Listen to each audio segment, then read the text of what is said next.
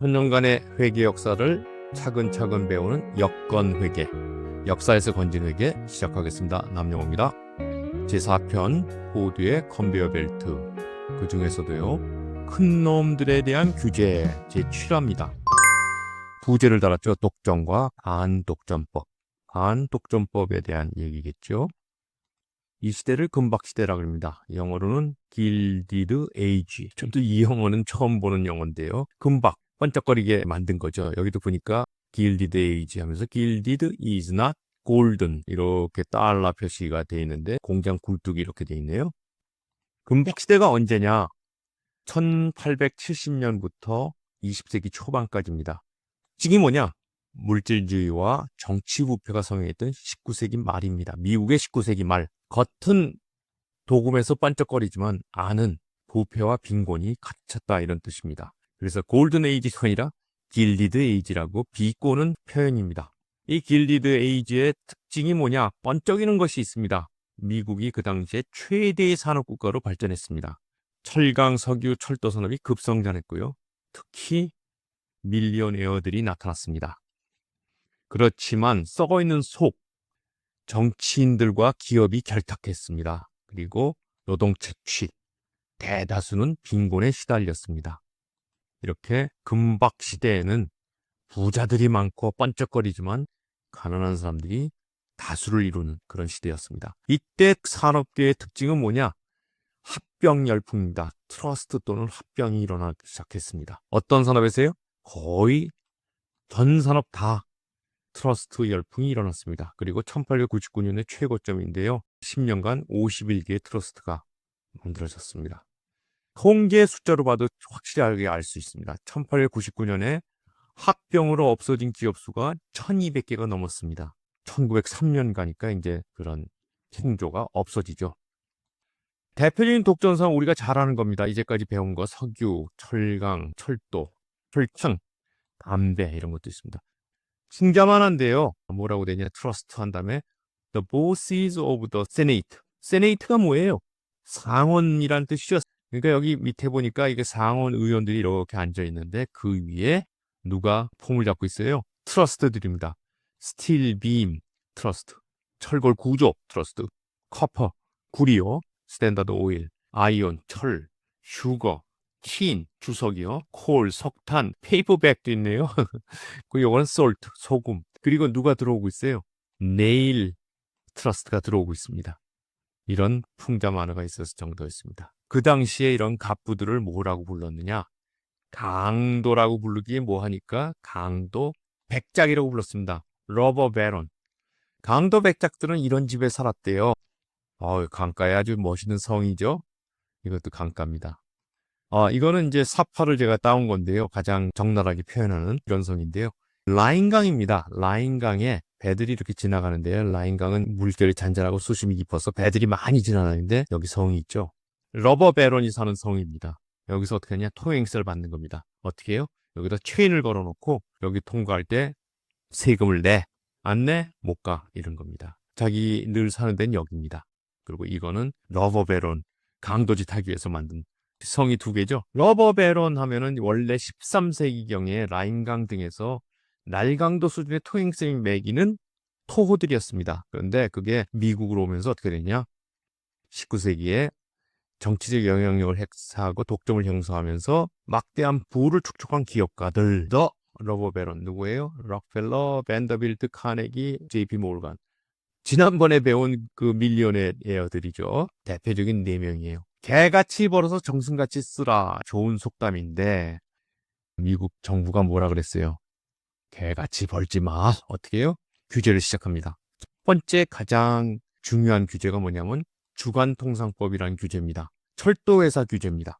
인터스테이트 커머스 액트. 주마다 법이 다르니까 연방정부가 규제법을 하나 만들어낸 겁니다. 그리고 또 하나 중요한 1890년대에 만든 게 셔먼 반독점법. 굉장히 중요한 법입니다. 이거는 역사에 두고두고 나옵니다. 별도 산업 얘기를 들어보면요. 1830년부터 70년까지는 지원 정책이 있었는데 이제 1880년부터 규제에 들어갑니다. 어떤 지원을 했냐? 폴로 건설하는데 정부가 지원했죠. 철로 깔 수 있는 땅을 갖다 무상으로 준다든지 이런 걸 했습니다. 태평양 철도법이 대표적인 것입니다. 그 대신 시대가 변하고 러버 배론들이 나타나고 하니까 정부가 주간통상법이란 걸 만들어갖고 요금 규제, 독점 규제를 합니다. 특정 대기업한테만 할인 혜택을 줬고요. 스탠다드 오일이 대표죠. 그리고 농민과 중소기업들한테는 비싸게 받았고 잘 다니지 않는 소규모 도시에는 철도 노선이 끊어졌습니다. 이거 안 되겠다 해갖고 만든 법이 주간통상법입니다. 철도 독점과 불공정 거래를 규제해야 되겠다 하면서 미국 최초의 연방정부 규제법을 만들지만 그 당시에 법적 허점과 저항이 워낙 세갖고 규제 효과는 미미했습니다. 그렇지만 우리 회계학에서는 굉장히 중요한 법입니다. 왜 그러냐? 최초로 회계 규제가 시작됩니다. 어떤 규제냐? 유니폼 어카운팅 프로시저가 바로 주간통상법 안에 있는 규제입니다. 이 법은 철도 산업뿐 아니라 다른 산업의 회계 제도에도 영향을 미칩니다. 내용은 뭐 지금 보면 별거 아니에요. 수익 분류 잘해라. 기준을 마련해줘서 여기에 따라서 수익을 산출해라. 비용 항목 나눠서 해라. 뭉뚱그리지 말라. 그리고 비용 배분도 객관성을 확보해라. 지금 보면 아주 우스운 얘기죠. 그리고 회계 기준의 토대를 만드는데 뭐냐? 회계 처리 원칙을 만들어냅니다. 또 표준 회계 양식을 만들어냅니다. 즉 재무제표가 이제 드디어 탄생하는 겁니다. 그리고 정기적 보고 및 감사를 해라. 주간통상위원회가 검토하겠다. 이런 얘기를 하겠습니다. 스탠다드 오일 독점에서 세븐 시스터즈로 스탠다드 오일이 이제 규제를 받습니다. 어떻게 받느냐? 정부 규제가 있기 전에 먼저 책 한 권이 나옵니다. 이 책이 역사를 바꿉니다. 책 이름도 역사입니다. 또 History of Standard Oil Company, 스탠다드 오일의 역사라고 아이다 타벨이라는 저널리스트가 씁니다.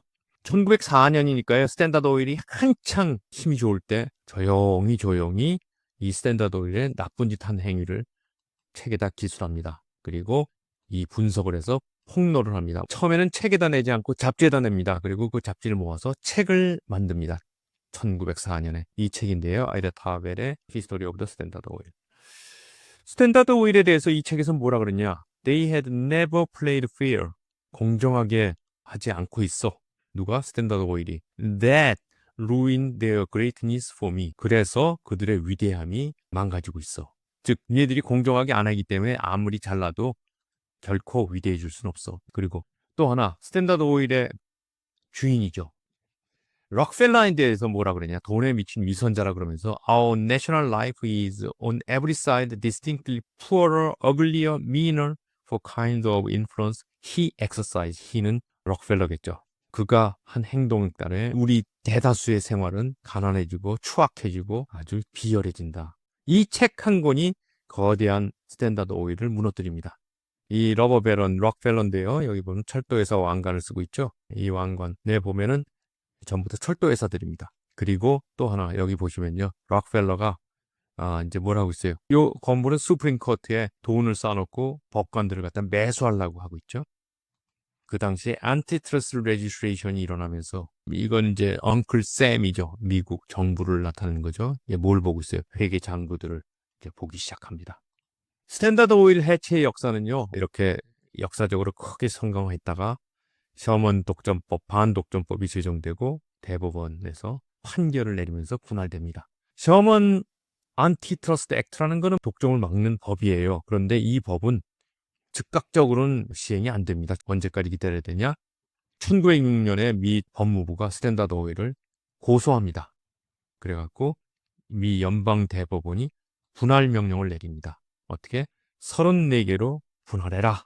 스탠다드 오일은 1904년에 타벨이 폭로를 한 다음에 소송을 제기하고 결국 34개로 분할된 후에 다시 해처모열에서 세븐 시스터로 자랍니다. 세븐 시스터즈가 뭐냐면요. 오펙이 생기기 전에 거대한 7개의 오일 컴퍼니들입니다.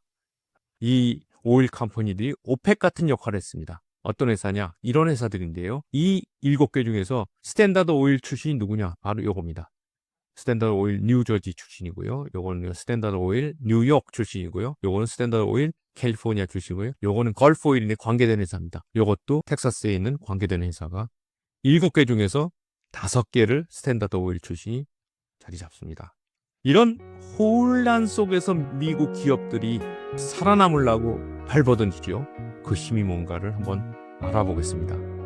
제4-8화에서는 과학적 관리에 대한 탐구란 주제로 어떻게 미국 기업들이 위대해지는가를 한번 보겠습니다.